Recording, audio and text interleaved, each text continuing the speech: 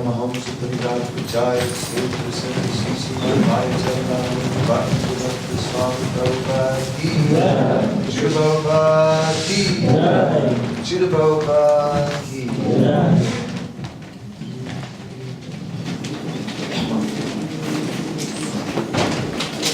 Om Jnana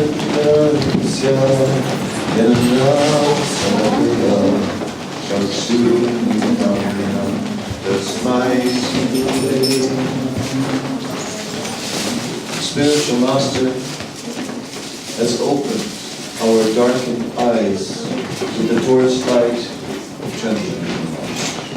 I offer my respectful obeisances to such a spiritual master. So indeed, it is Srila Prabhupada who has opened our darkened eyes.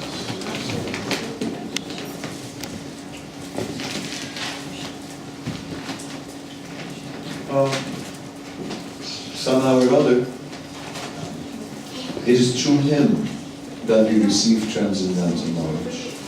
It is because of his tireless efforts that he came to the Western world, anchored on the Boston Pier in the New York Harbor, thinking, how will I convince these people? Here, all the illicit activities of meat eating, gambling, intoxication, and illicit sex are going on. How can I possibly convince these people? This is known as Maikini Bhagavatam, the prayer that Srila Prabhupada wrote after he landed on the Jaladuta, which describes the impossible nature of what he did. How single-handedly one old personality at an advanced age, weak also, not well, having gone through 2 heart attacks on the Atlantic crossing on the ship. Other people would have been carried off the ship with a stretcher and been taken straight to a hospital after 2 heart attacks. He wouldn't mess around. He would go for checkups and at least. But Prabhupada simply left that and just focused on his purpose, focused on his mission, somehow. Completely transcendental. Krishna had saved him. What else was required? As Prabhupada's heart was paining and giving trouble, and he was in a critical condition, at that time he had a dream. And in that dream, Krishna appeared.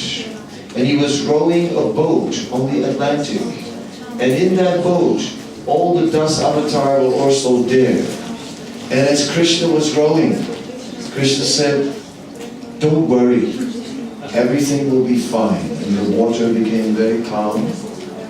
And then after that, the Atlantic behaved like it had never behaved before. The captain was saying, when Prabhupada was getting off the ship, he was saying, oh, Swamiji, you must come back with us because we've never had such an Atlantic crossing ever. The ocean has never been so calm, never been so peaceful. Prabhupada was not alone. Never ever was Prabhupada alone. Although he, all alone, crossed the ocean. All alone came to New York City without any money because the Indian regulations didn't allow any foreign exchange. You know how these governments can be, and he couldn't take any money out of India. It wasn't allowed, so he had 30 rupees. And somehow or other that 30 rupees was never spent. That 30 rupees he still had when he came back to India. And at that time, there was a taxi. He had to take a taxi because he arrived late and the taxi driver cheated him, took his 30 rupees in India. As it was the only taxi he could get. Right? It was too much, but it goes like this. So Prabhupada came to America and just started the days of austerity. All kinds of austerity. First, physical austerity, crossing the Atlantic. Then, some arrangement was made. Gopal Agarwal, Sadi Agarwal in Buffalo probably had a place to stay. Yes, but they had meat in the fridge, and there he also kept his boga. No one, no Swami from India would have been willing to do such a thing. And Prabhupada he had this unique quality of being practical, of being able to adapt to the circumstances, and yet to maintain the essence, to maintain purity. And that made it that he was the perfect person to bring Krishna consciousness down to Western people. Srila Bhaktisiddhanta Saraswati Thakur was conquering India. When Srila Bhaktisiddhanta Saraswati Thakur would travel by train, his fame had spread so far that people would come to the railway station with big crowds and they would just detain the train. So the train would just stay in the station, and then there was a big reception for Srila Bhaktisiddhanta, and it would go on forever, and the train was running hours late, and nobody cared, because there was a saint and a sadhu, and he was so learned, he was speaking scripture. Srila Prabhupada also spoke scripture. But to a Westerner, so what? It says in the scripture. So many things in the scripture. What is the scripture anyway? For Prabhupada, Vedic injunction. Vedic injunction. It is a Vedic injunction. You cannot argue, he would say. If it's a Vedic injunction, you cannot argue. That's the fact. For the Westerner, we can always argue. What do you mean we cannot argue? We can. We will argue. That is our nature. We'll argue with anything. We're not going to accept it just because you say so. But then the Swami was just such an amazing personality. As the Swami was speaking, one of the visitors could see that it was amazing what he was doing. Because here was this old man who had come from so far, and he was apparently very learned, a scholar. And he was there with a great, large book from India, and reading from that book with his glasses. And it was clear that he had something to say. It was clear that he had a message. Whatever it was, that was not clear. But at least it was clear that he had something to say and that he deeply, deeply believed in it. And therefore, people thought, okay, let's listen. Let's hear what he has to say. So, Prabhupada was not just giving philosophy, kirtan, and Prabhupada could sing. He had a rich voice, which would ring, like a ringing voice, strong and powerful. Most old people don't have a powerful voice, but Prabhupada had. Still a very full and rich voice, and he could sing, and it was simple. The melody was simple. Anyone could partake. It was inclusive and intense. starting slow, but building up over time, building up. So in this way, the kirtans were quite meditative, actually. Everyone would sit in the matchless gift storefront and would really listen to those kirtans. That's what Jayavita Maharaj told me, who was there in 1968. He said in those days, everyone would sit with their eyes closed and would just listen. Would just listen to the holy name, deeply absorbed in hearing that sound and chanting. And chanting. So in this way, and then Prabhupada slowly built it up, built up the crescendo. Some would stand up and do the Swami step. Right? That was basically it. One step to the left, one step to the right, arms raised. That was what was going on. Even in Tompkins Square Park, the chanting under the tree, where people had gathered, and Prabhupada was chanting. He did not have a mridanga yet. Mridanga had not yet come. But he had bongos. So he was sitting a little off to the side, not in the center of the kirtan. He was sitting off to the side. Therefore, at first, one might not notice that he was the one who was making it all happen. There was always music in the park. There were so many, every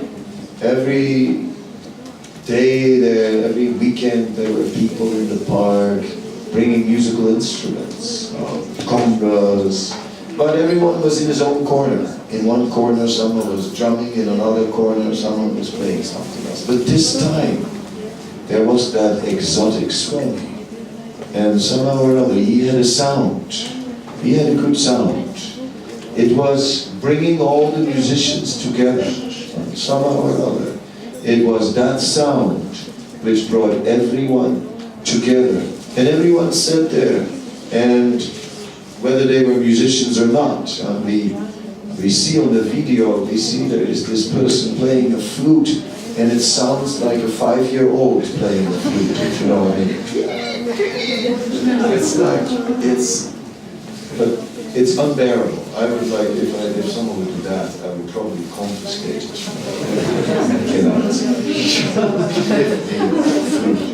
Stop that now. But not Prabhupada. Prabhupada was deep. Prabhupada was absorbed. Prabhupada sat there as if he was carved out of stone. Totally unaffected, just carrying on with the kirtan, apparently oblivious to what was going on around him. And yet, he was the motor of it, yet he was the one who brought life to that kirtan, and it was strong. If we now hear that famous tune, the Hare Krishna done on recording, that tune, it never loses intensity. Many tunes that sort of build up, slow down, they build up, they slow down, crescendos, and then like the slow dragging part. But that tune is just continuous. Hare Krishna, Krishna Krishna, Hare Hare. Hare Rama, Rama Rama, Hare Hare. Hare Krishna,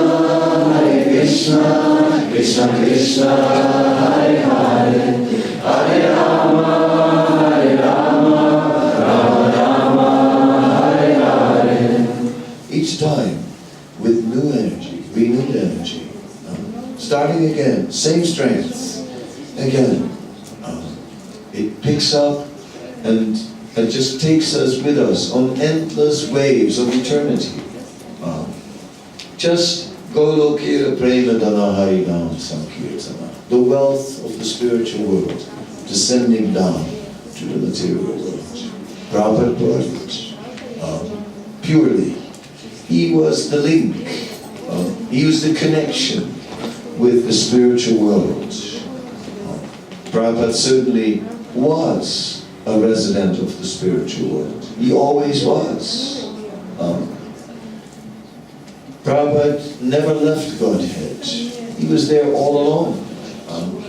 Prabhupada used to say that yes, I had the good fortune that my father was a devotee. My parents were devotees. And as a result, that he grew up with Krishna consciousness. And that there never was a time that he was not Krishna conscious. So, different from us. I recall that one devotee, somehow or other, was speaking about the Oedipus complex, right? And that Freud had said that every man actually wants to enjoy his mother. Right? And Prabhupada commented and said, that may be the case with you, but not with me. And it's like, Prabhupada was amazing. I mean, he could deal with these things. He was not the Puritan Swami from India who was shocked to see the degradation of the West. Prabhupada was not surprised about anything. Whatever sinful activity, whatever gross, lusty activities were going on, Prabhupada was ready to deal with it completely. He had a solution for it. He was never responding from, how is this possible? Oh, I can't believe it. He could believe it. He could believe it. He had no illusion about how far the degradation of the age of Kali would reach. Which is amazing for someone who grew up in such a pure family. It seems like he wouldn't be able to relate to the West. Well, Swamiji, here in the West, things are a little different. Now that I'm talking about this Freudian thing, it brings an exchange of Brahmananda and Srila Prabhupada to mind, where Brahmananda was Prabhupada's first leader. He was the first temple president. And that meant something. That wasn't just anything, that was like a big position. He was like Prabhupada's representative, basically. There was Prabhupada and then Brahmananda. That's how ISKCON was. And, number one Prabhupada, number two Brahmananda. At one point it was that, temple president. It's a big thing. Nowadays you have temple president. What's that anyway? But in those days it was still something respected, very respected. So Brahmananda was speaking with Srila Prabhupada, and Brahmananda said that, he said, in my university days, I was writing a paper, and I was explaining how actually deep inside, within everyone, there is an inherent desire towards spirituality. He said, and my professor, such a materialist, he couldn't appreciate the point. And he said, no, that's totally rubbish. Everyone in this material world is driven by sex desire, the professor said. Brahman was shaking his head and said, just look at that professor. And Prabhupada said, your professor is right. In this way, Prabhupada was just so down to earth, right? So realistic, so much with the people. And therefore, although he came to New York City, a totally strange place, in a totally strange country, and certainly Prabhupada was amazed at what he saw. Because one day, when it had snowed in the winter, Prabhupada in the morning woke up, looked out of the window and thought that someone had painted the street white. He said, well, they painted the street white. That was his first thought. God. What did they talk? They painted the whole street. Then he realized, maybe it's snow. But it's like amazing, because here he is in such an advanced age and had never seen snow, had no idea what snow was. So in some ways, Prabhupada was certainly a foreigner in a new world. But when it came to the people, Prabhupada understood them completely. Completely. He could see right through them. And he knew everything about how they were entangled with the modes of material nature. He had no illusions about it. And therefore Prabhupada could for everyone give the relevant next step. You could just immediately see where everyone was. You couldn't hide it from Prabhupada. It is said that, for example, some devotees were in charge, and then they would sit right up front when Prabhupada would come. And, because they were also like, important people. And Prabhupada would not see them. He would just look through them. He would just not notice them. Totally ignore them. Totally. As if they were not in the room. And sit right in front.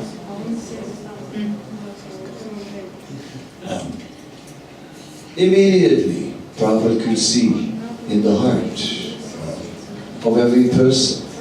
And in this way, everyone felt understood. Srila Maharaj was writing that actually, he said, it was amazing. It was amazing how much Prabhupada loved his disciples. And he gave one example, that one of Srila Prabhupada's godbrothers, who was a wonderful Vaishnava, he was also a sannyasi, but he was from a Brahminical background. And although he accepted the Western devotees and Vaishnavas, he would not take prasadam from them. He would never eat, whenever they had cooked. And then, in the final days, when it was time for Prabhupada's departure, then that Vaishnava Bhakti Puri Maharaj, he came. And Prabhupada, and he said, he was genuinely appreciating Prabhupada. Then in these final moments, he asked, is there anything I can do for you? Prabhupada said, please take some prasad. and he made him take prasad, which the Western devotees. And it meant really, accept my disciples. So Srila Prabhupada made a point that how much was Prabhupada thinking about his disciples? Even then, at the very end, he wasn't thinking about himself. He was thinking about the welfare of his disciples and wanted to be accepted. That story about Puri Maharaj means something to me because Puri Maharaj, Pramod Puri Maharaj, came many times to the Krishna Balaram temple, and he became very, very old. So when he was far in his 90s, he came one time to the Krishna Balaram temple, and he needed devotees to support him while he was walking. Then he went down to pay obeisances before Prabhupada, and the devotees let him down on the ground, put him down, and then after a while they picked him up. Did the same thing in front of all the altars. And then he wanted to go to Prabhupada's house. And there he did it again, paid full obeisances. Then he sat down in the side room and said, I want some prasada. and we brought him prasad. And that was the last time he ever came to the Krishna Bhava. So we can just see how deep that went, how deep Srila Prabhupada touched his godbrother there, who recognized his glories. That actually he was the greatest disciple of Srila Bhaktisiddhanta Saraswati Thakur. It was clear that was the recognition. Yes, Srila Bhaktisiddhanta Saraswati Thakur was known as the Simha Guru. He was known as the Lion Guru. He would go on the street, and if he would see a Mayavadi, he would go up to the Mayavadi, grab him by the cloth and say, "Why are you spreading this nonsense philosophy?" The Lion Guru. So everyone was afraid of Srila Bhaktisiddhanta Saraswati Thakur. And our A.C. Bhaktivedanta Swami Prabhupada was the lion disciple. The lion disciple of the Lion Guru. There's no doubt about it, that he was a lion. One can see him sit on his Vyasapuja in Vrindavan with these two lions next to him. Big, nice lions. They look like quite realistic lions. Very nice. Painted brown, and they look like lions. But then Prabhupada is there, like the ultimate lion, the lion among lions, the devotee amongst devotees, that extraordinary personality. We should understand, what did Prabhupada do?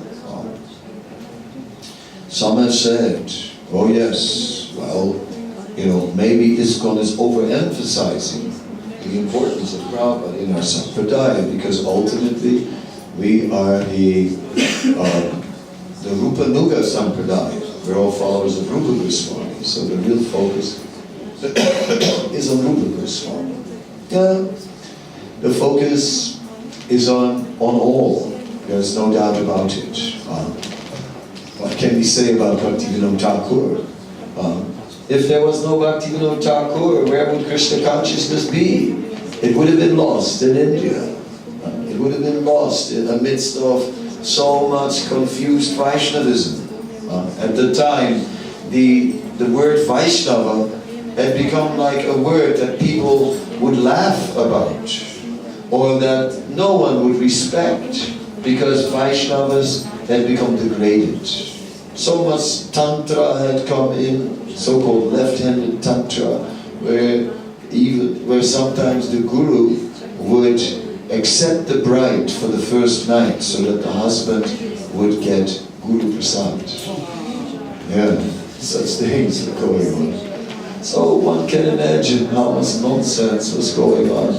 That Bhaktivinoda Thakur was teaching the pure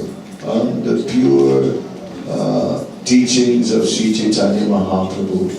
He stood up and he re-established Vaishnavism. Then Srila Bhaktisiddhanta, he came, and he was so powerful that he made Lord Chaitanya's movement respectable and famous and all over India, undoubtedly. So we give credit to all. But what did Srila Prabhupada do? Srila Prabhupada did something that is unique in this entire yuga, because Krishna appears once in a day of Brahma, in the 7th Manvantar in the 28th millennium. Krishna appears in the Dwapara Yuga. Then, in the Kali Yuga following that, Sri Chaitanya Mahaprabhu appears once in a day of Brahma. And then Srila Prabhupada appeared in that day of Brahma. Immediately after, and then Sri Chaitanya Mahaprabhu, it is said, Priti Vidya Chayatanagara Vigram Sarvada Prachara Hoyavim Horanam, that all over the world, in every town and village, this holy name will be heard. But Chaitanya Mahaprabhu spread Krishna consciousness throughout India, not throughout the world. That Srila Prabhupada did. And he took it from east to west. And that is, he made Krishna consciousness available to the entire world. And he's not finished.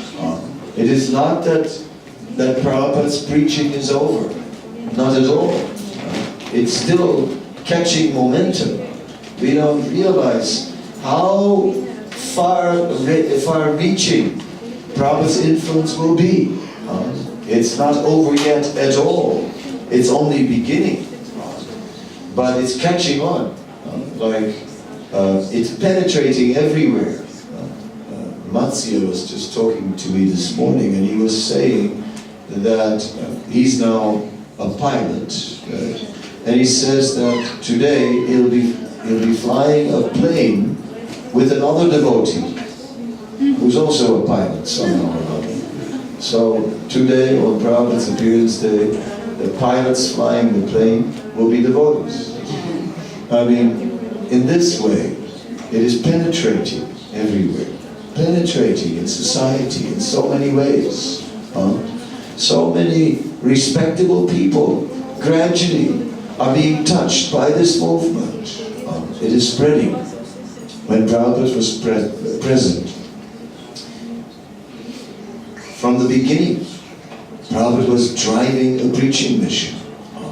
One day, he made several devotees sign, Satsvarup and Hayagriva had to sign, to create a society, an institution. No one thought it was very important, but anyway, the Swami wanted it. But then they had no idea what the Swami had in mind. The Swami was very clear, very, very clear. He wanted Krishna consciousness to spread everywhere, and he had such an agenda that he wanted to drive everyone to spread Krishna consciousness. There's that well-known story where Srila Prabhupada was seated on a park bench in New York. And that one man sat next to him. And this man was a train conductor. And they started talking. And the man asked who Prabhupada was. And Prabhupada explained that he had a mission. He had a mission to spread Krishna consciousness all over the world. And Prabhupada said that he had many temples and many followers and all these things. He said on that park bench, although he didn't have any at the time. He didn't have. He was just still alone. But he said that he had so many followers and temples and so on. Prabhupada saw, he had that vision somehow or other. He had a vision of the future. He saw the future. Later, that train conductor went to the Boston Temple, and there connected with Niranjan Maharaj. And it is through Niranjan Maharaj that the story made it into the Lilamrita, that it became known in this way. So just see how many amazing things.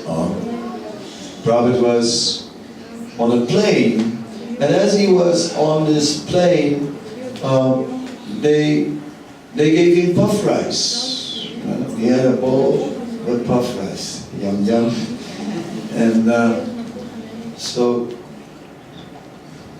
And Prabhupada was eating this puff rice, and then the stewardess who was serving meals or whatever, and she looked and she said, oh, you brought your own things. Oh, it looks very nice. And she looked at it, and she said, oh, it looks very tasty. And suddenly she just put her hand in Prabhupada's puff rice and took some and put it in her mouth. I mean, how can And she would be fired for something like that, you can imagine. The stewardess doing this. She became taken over. She became taken over by the super soul and just took that puff rice. And also later, book distributors met this lady, a South American lady, actually, who told the whole story. That she was the stewardess who did this. He said, oh yes, I met your guru on the plane, and yes, I was a stewardess at the time. And I had this very nice preparation, and I tasted it. Right? She said, and everyone goes, this is her. This is her. Prabhupada just touched people everywhere, in so many ways. Ravinda Sarup is mentioning that he brought a professor to Srila Prabhupada. And this professor was a professor in Hinduism. And Prabhupada said, Hinduism? You are a professor in Hinduism? Can you give a definition of Hinduism? The professor said, well, that is hard to say. Prabhupada said, he's my disciple, Sarup Damodar. He's also a PhD. Sarup Damodar, he's a professor in Hinduism, but he cannot give a definition of Hinduism. What do you call that? Cheating, Srila Prabhupada. Cheating. So, within moments, Prabhupada and the professor had a huge argument. And they were raising their voices and yelling at each other. So at one point, Brahmananda, who was big, of course, and who had been a wrestler before Krishna consciousness, so Brahmananda comes in, and Brahmananda says to the professor, you'd better leave now, before you make more offenses. So the professor looked at Brahmananda, he got the point, and he left. Right?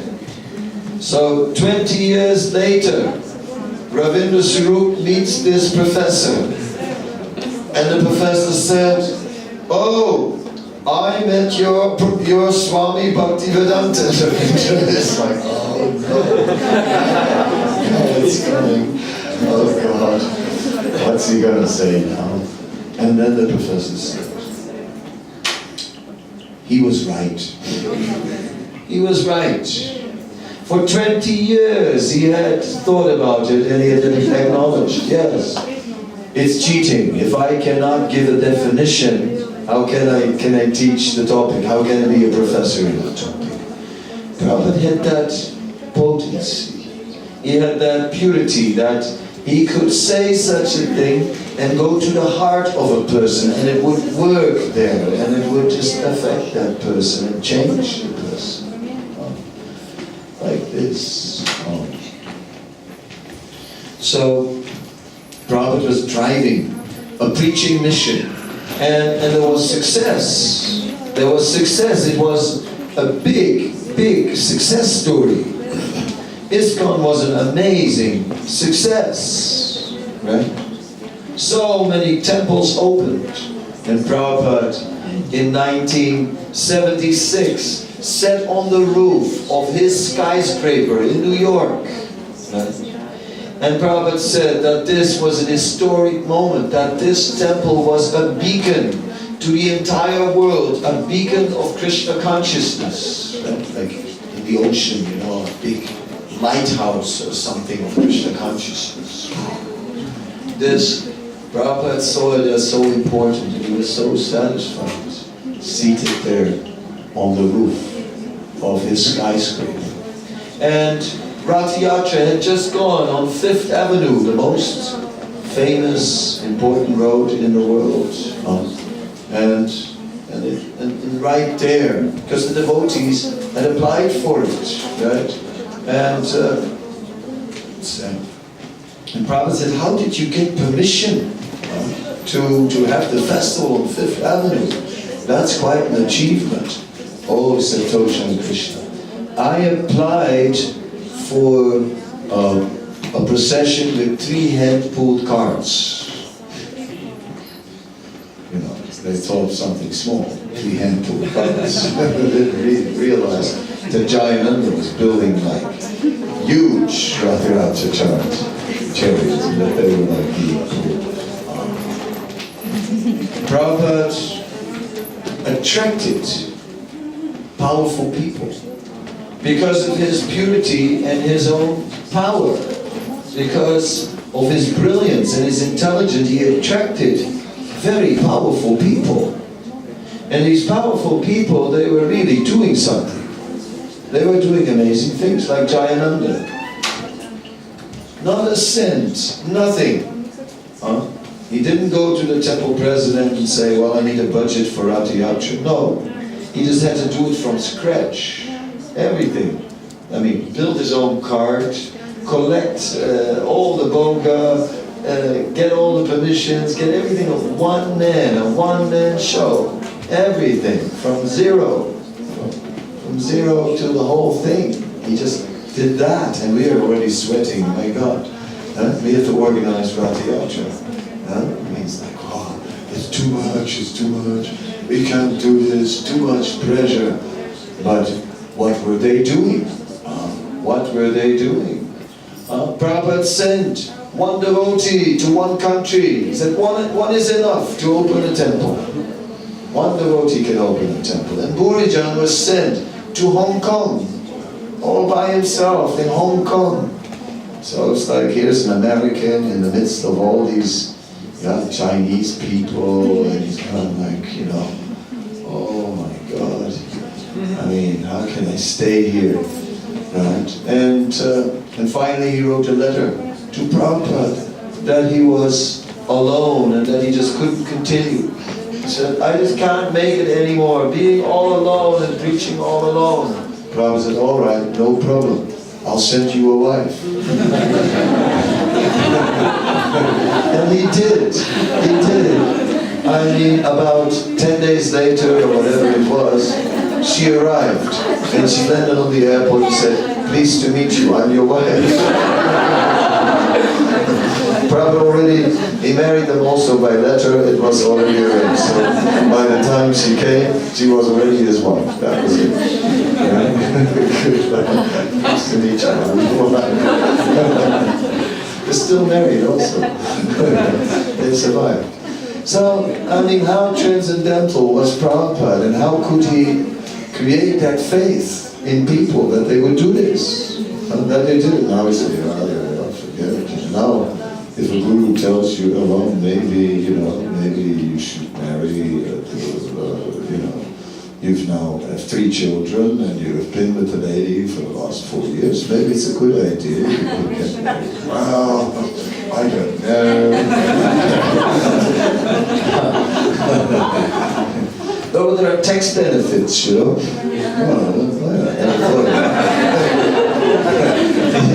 These days, you know, it's not like... Why is it that we have to bargain?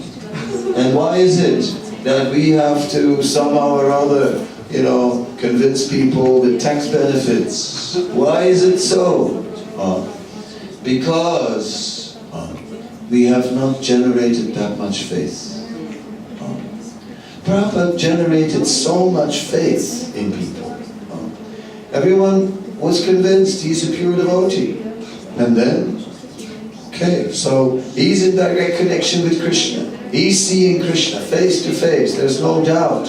Whatever he says is true. Anything. Whatever he says is true.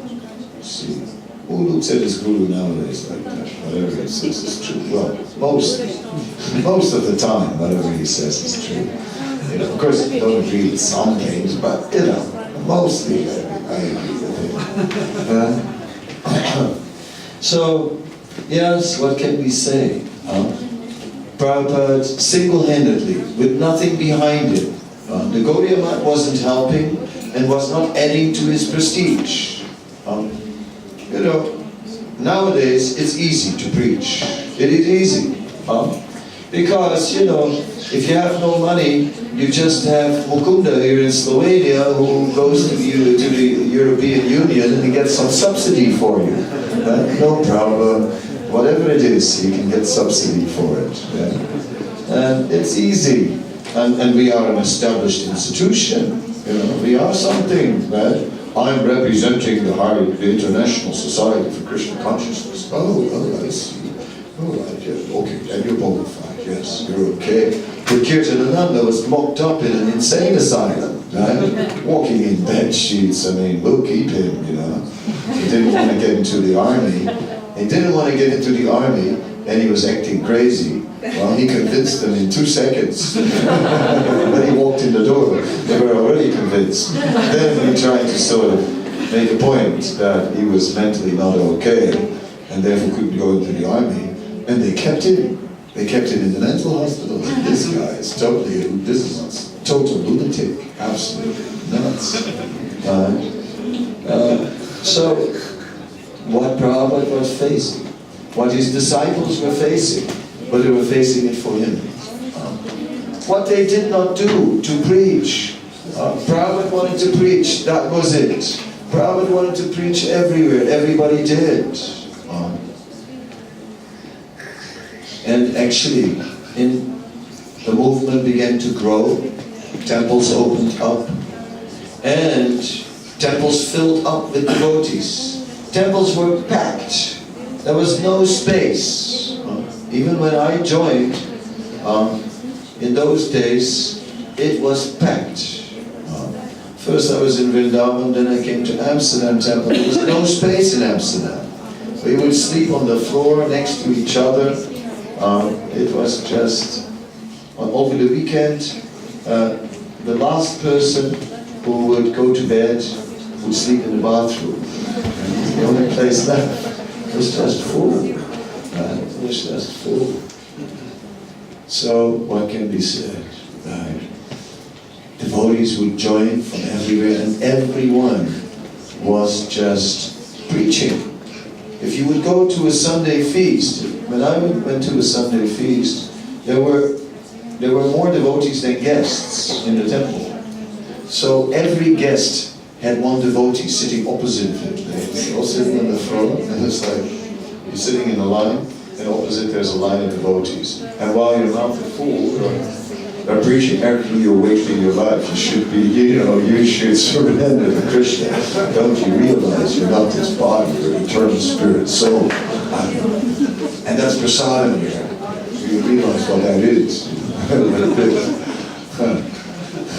You could also go to the restaurant, that would leave you alone. So I started going there.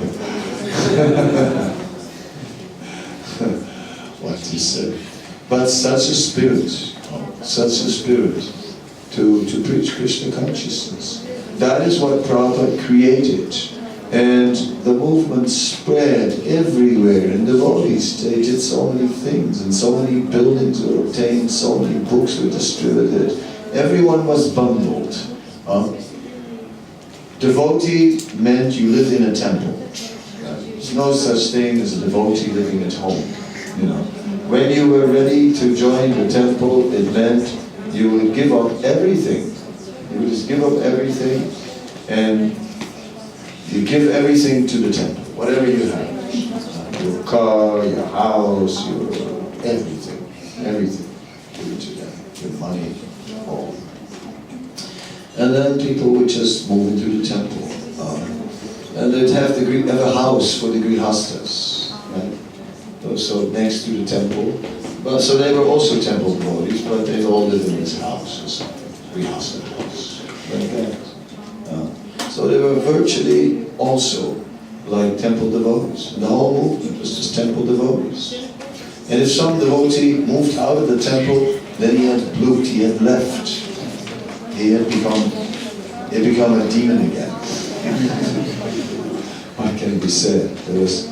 So it was very black and white, very much demon and devotees. But everyone was so together. In the very early days, way before my time, in the very early days, the devotees would operate like a group. They would always be all together, in a group. And whatever they would do in the group. So the group would go on Harinam, then they were on Harinam. The group would come cook together, everything they did in a group. And no devotee was allowed to ever be alone. No devotee. If someone had to go to the bathroom, then someone else would go with them. Always two, so that no one could just fall prey to mine. There is no question of reading any other books than Prabhupada's books. Satadanya in Mayapur, he had a yellow book in his hand. And Prabhupada came walking on the veranda and saw the book. And Prabhupada said, "What is that book you're having there?" And he said, "That, Srila Prabhupada, is a book of your spiritual master." He thought, now I've got it. What can he say now? And then Prabhupada said, "Nobody can understand my spiritual master. Only I can understand." So you can't read that book. Prabhupada was strict in that regards. So ISKCON was strict. Prabhupada said, only Krishna prasadam. Nothing cooked by karmis. Nothing. Nothing was taken by karmis. Toshan Krishna, who was my friend, who joined in 1967, he told me that in 1971 he became ill. He had a flu. He was in the New York temple. He had a flu, and so he was the only one in the temple that day because everyone else went out on Sankirtan. And then he was really ill, and then he thought, he did what he never did before. He walked across the road. He went into the supermarket. He bought a carton of 2 liters of orange juice. He offered it to Krishna, and he drank the whole thing. Vitamin C. Right? So, it was so concentrated. Everyone was practically acting on the level of a pure devotee, by the example of Prabhupada. It wasn't that Prabhupada was telling people to be so strict. It wasn't that. It wasn't that he was pushing people to be strict. They just were strict because they saw his example of Krishna consciousness. So, and then he would say things, yes, only things cooked by devotees. Okay, then only things cooked by devotees. Okay, always. It's like that. Now, it's like, as long as the label is bona fide, then it's okay. Then, no worries. The times have changed so much. And with it, we have changed so much. And with it, the spirit has changed so much. And now, oftentimes, we are thinking of what is ISKCON doing for me? What is ISKCON doing for me? And we come to ISKCON, to take advantage of the facility of ISKCON. And it's our right, because we are the devotees. This is our temple. Yeah, it's our temple. It's as much my temple as your temple. Because I'm also a member of ISKCON. Yes. So nowadays, sometimes we get too much in the mood of what we get from ISKCON. But in Prabhupada's time, because Prabhupada was so selfless, Prabhupada was so much in the spirit of just giving and giving and giving, that everyone picked up that mood, whether they understood it or not. So many may not have understood what they were doing, and some may thought it was too much. But still, they followed that mood of just serving, and just making a contribution, and just preaching, and in that way, Prabhupada created a very powerful, pure, concentrated effort. Although the people he did it with were not very advanced. They didn't have much knowledge, they were not They're very neophyte, but they did amazing things. Amazing things. Amazing. I mean, if we would have to do these things like Vyasapuja from scratch without the archer, I think we'll have one next year. You know? So, we skip it this year, we'll see about next year. Who is ready? Who is ready to put his life on the line for Krishna consciousness? And to go to any extent to spread Krishna consciousness. So I feel that that's an important theme on this day, to reflect a little bit on that spirit. I have a story that I like, which is in an early Back to Godhead magazine of 1966. We see an article. The whole Back to Godhead magazine is about Prabhupada. Everything, the whole thing. Different stories about Prabhupada. And then there's an article about the devotees waiting for Prabhupada to come down from his quarters. And there's a kirtan, and they're waiting, and everyone's ecstatic because Prabhupada is coming. And then the kirtan, they go on for a long time, so then they decide, okay, that the Kirtanananda, he was the only sannyasi, let him give a short lecture.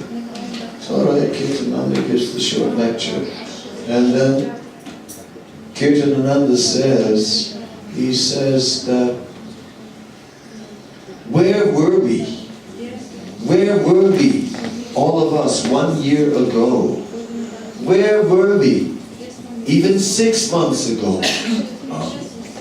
Where were we before we had met a pure devotee? And the whole thing was, we have the pure devotee, and now everything has changed. And you look at that Back to Godhead, it's one success story. Temple here, temple there, this spreading, that spreading, only positive news, completely positive. And the mood is that 1966, you know, arms raised, we're all going back to Godhead. And then in 99, I did a seminar called From 66 to 99. The arms were down, and in 99 the mood had become, maybe, theoretically speaking, possibly, you know, although not likely, but theoretically yes, if your guru is a Paramaprastha Priya Saki, then, you know, you can go back to Godhead this lifetime. But don't count on it, okay? Yeah. From 66 to 99, and by now it's 2017, but we have not returned to that optimism of 66, where everyone was sure miracles are going to happen. Miracles are going to happen. And now we think, no, it's got to be reasonable in our mind. But that spirit, that miracles are going to happen, that spirit is still here today. Miracles are happening. It's not miracles are going to happen. Miracles are happening. And the first miracle is that we are here. That's a miracle. Think about it. I mean, for a moment, you know who you are. I mean, you know very well. It's a miracle that you are. Nothing less. Only a miracle could have done it. We would not have been here. It's a miracle that we are here. And miracles will happen for so many more people. For so many more. And therefore, let us keep that spirit alive. So I was very happy. Janmashtami, Harinam, all the preaching. It was very, very nice to see this spirit. To be part of a movement where miracles are happening. Because of Srila Prabhupada's mercy, miracles are happening. And because of that, the greatest miracle, we might even go back to Godhead. I mean, the fact that we became a devotee, okay, well, that's one thing, right? I mean, anybody can dress up. Yeah? It's one thing, to dress up, right? And put on some, far out KC clothes, That you can do. You can hang some flowers around your neck. That you can do. Right? That's possible. But going back to Godhead, me, that's going to be a real miracle. Right? All of us, us, back to Godhead, the spiritual world. That's nothing short of a miracle if that's going to happen. But that miracle is possible. Very simple. Yesterday we had initiations and we asked the candidates to chant minimum 16 rounds for 4 regulated principles. And that's enough to go back to Godhead. Because Srila Prabhupada prayed for it. He prayed for it. That's why he yesterday said that my prayer was there. And Prabhupada's prayer was there. Prabhupada has prayed.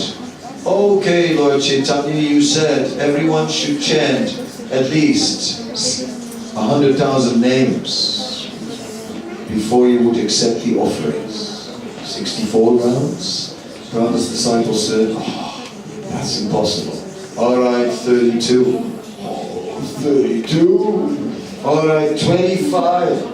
25. Alright, 16 no less. Prabhupada lowered the threshold into the spiritual world. Because although he brought it down to 16 rounds, same benefit. Same benefit. He said it many times, 16 rounds for regulated principles and you go back to God. So, in this way, he made it possible. 16 rounds, 2 hours, it's doable. I mean,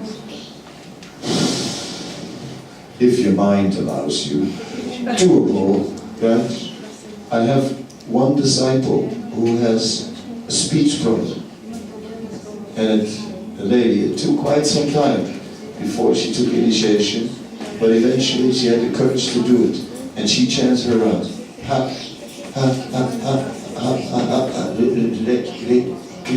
Krishna, Hare, like that. Stammering. I mean, that's intense. But she's doing it. It takes the whole day, but she does it. So somehow or other, we have this good fortune, this incredible good fortune, created by Srila Prabhupada. And because he prayed, he didn't just pray for his disciples, he prayed for all generations of ISKCON to come. When he brought down the standard to 16 rounds and 4 regulated principles, his prayer was not just for those disciples there. His prayers was for anybody after that. From that day on, anybody who comes to this movement and chants 16 rounds and 4 regulated principles will go back to God. So, this is Prabhupada's gift to us. And for this, we are worshipping him with great gratitude. For this, we are indebted beyond what we can express, and beyond what we can repay. And therefore, somehow or other, let us give our life and serve the mission of Srila Prabhupada. And if one has a family with 12 children, right, I'm all for that. Personally, I think that all ISKCON Grihastas should have 12 children, right? Because in that way, at least the movement will spread. yeah. Right. It's like, at least in that way, right? I mean, the Muslims are doing good, you know. So, Take your vitamin pills and go for it. 12 children, but make them all Krishna conscious. Make them all into devotees. And it can be done. I came in one house in Brazil where they had 13 children. And one was the head pujari, and one was the temple commander, and the whole house was a temple. That's incredible. That's fun. It was a family with 13 children, and they just turned it into a temple. An altar, because the head pujari, temple commander, the whole thing. It seemed to work well. So, whatever it takes, let us somehow or other give our life. And take advantage and go back to Godhead. And that will be glorious, undoubtedly, if we all go back to Godhead, isn't it? That would be a miracle if all of us would go back to Godhead. Right? Would that be a miracle or not? Yeah, everyone agrees? Okay, that would be a miracle, but Srila Prabhupada used to say, I have one fault. He used to say, I'm not perfect. I have one fault. I cannot think small. Prabhupada said. He cannot think small. So let us in that spirit of Srila Prabhupada not think small and not just think, oh yes, let us all go back to Godhead and let that miracle happen for us. No, let's make the miracle even bigger. Let's bring many other people and let's bring them back so that they can also go back to Godhead. And let every one of us, not only go back to God, but bring many, many others. As many as we can. That will be wonderful. That will be a miracle. And I wish I could see that miracle one day. And that then, on a Vyasapuja, we can make that offering to Srila Prabhupada instead of some flowery words. Thank you very much. Srila Prabhupada ki jai. Srila Prabhupada Abhibhav Maha Mahotsava ki jai. Ananta Koti Vaishnava ki jai. So does anyone have something to add?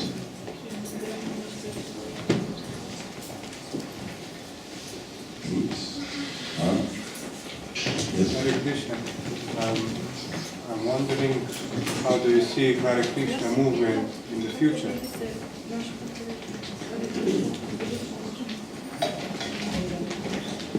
Prabhu is wondering, how do we see Hare Krishna movement in the future? I can only look through the scriptures, because I cannot see the future just like that, you know. But through the scriptures, I can see the future. And in the Brahma Vaivarta Purana, there is a very interesting discussion between Ganga and Krishna. And it is said in the beginning of Kali Yuga, all the people will take bath in the Ganga and will become purified from sinful reactions, Krishna is saying. So Ganga is saying nothing, she's quiet. And finally Ganga asks, he said, yes, you said in the beginning, but then what will happen later and what will happen to me? And then Krishna says, then what will begin is the people will become delivered by the Sankirtan movement of Lord Chaitanya. He said, and there will be this golden age, which will last for 10,000 years. And within this golden age, there will be one class of men, Ekavarna Haribhakta. So now, when we're considering that from the perspective of Varna Ashram, no four Varnas, no Brahmana, Kshatriya, Vaishya, Sudra anymore. Only one Varna, one class of men, Haribhakta, transcendental devotees. So the whole world will be transcendental. It will not just be Vedic culture that will spread all over the world. It will just all be transcendental devotees. And everywhere will be devotees. and the devotees will get more and more ecstatic. And devotees will roll on the ground in ecstasy and cry tears and laugh. And someone comes out of the house with a madanga, and from another house and saying, hey, what is that? Look at that. He's walking with a madanga. Hey, okay, I'll go down and bring some kirtans. That's how I know. Some ladies see what's going on. Oh, the brahmacharis are out. We better start cooking some pizzas. And like this, everything will just happen spontaneous. And it will no longer be organized religion. It will just be on the spontaneous platform. There's no need to organize because everyone will just caught up in the wave of ecstasy. And everyone will bring something and it will all start happening. And if you want to be around, then Janmani, Sware, Bhavata, life after life. Let's go back in the Sankirtan.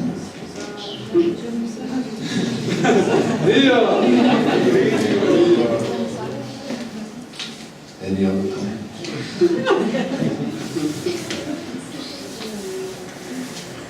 Okay, then I thank you so much. Srila Prabhupada, Avirbhav Mahabhotsava ki. Srila Prabhupada's Vyasapuja Mahotsava ki.